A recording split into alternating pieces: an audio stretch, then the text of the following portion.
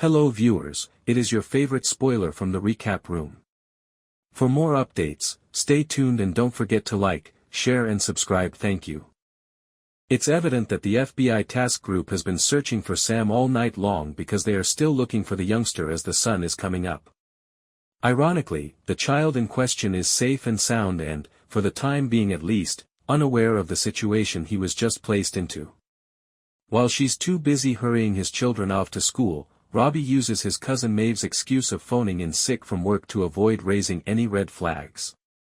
Cliff, Robbie's buddy and collaborator, becomes alarmed after the house is empty. MZ, the person Robbie has been texting, hasn't mentioned the Nances having a child, but what has left Cliff more disturbed are the dead bodies they've left in their wake, including their friend Peaches. The gang's local chapter president, Jayson, is canoodling with his wife, Eryn, when he receives a call about the robbery that has killed some of their own members. As a result, he calls an emergency church meeting for the other members. Word of what happened at the Nances place is already getting out among the dark hearts. The situation becomes even more complicated when Robbie and Cliff eventually open the duffel bag they carelessly stole from the residence and discover that it contains a ton of fentanyl but no cash. Not only is it more valuable than any money they could have stolen, but it's also considerably more difficult for them to get rid of these drugs without raising suspicions. Meanwhile, Robbie feeds Sam a few lies interspersed with significant truths over pancakes, and other small pieces of breadcrumbs confirm why he has been going after drug houses specifically associated with the Dark Hearts, because his late brother, Billy, was a member of the gang before passing away inexplicably. Even though no one was ever found guilty, it turns out that Maeve also believed that someone in the Dark Hearts had killed her father. However, when Sam tells her the truth about his name, a quick Google search of breaking news headlines shows how much trouble Robbie has caused for them all. Tom and Detective Anthony Grasso decide to begin with the person the task force has the closest connection to the criminals, Kaylee Prater, the woman Peaches proposed to before he died.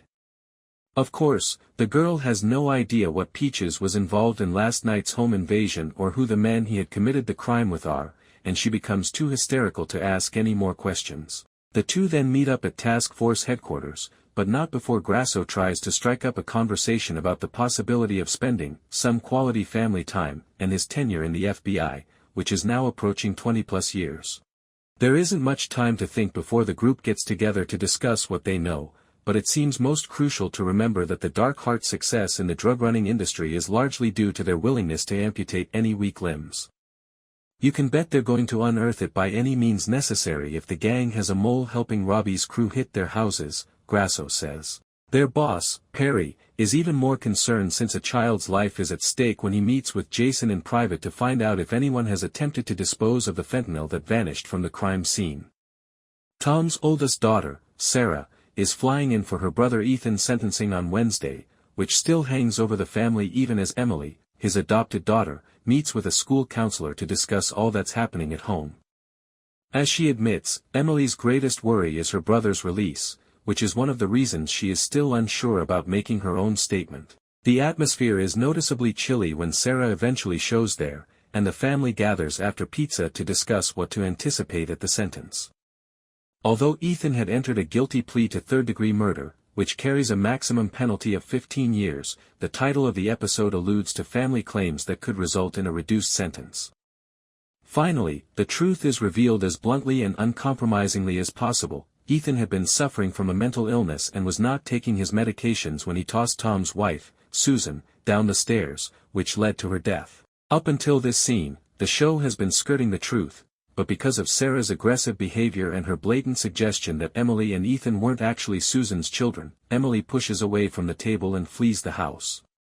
The family has clearly changed since that awful day. Tom even acknowledges that he has prayed for direction but has only heard silence. In an attempt to save Sam from a kidnapping he isn't even aware of, Maeve quietly leaves the house that same evening. She calls anonymously to inquire about the boy's whereabouts in the hopes that someone may recognize him in public. Maeve just makes it past a police roadblock with the child hiding in the trunk when Sam sneaks into the back seat as she gets back in the car.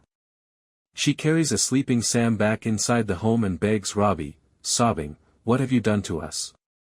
The Dark Hearts have discovered Peach's last known location, which is not good news for poor, defenseless Kaylee and her father.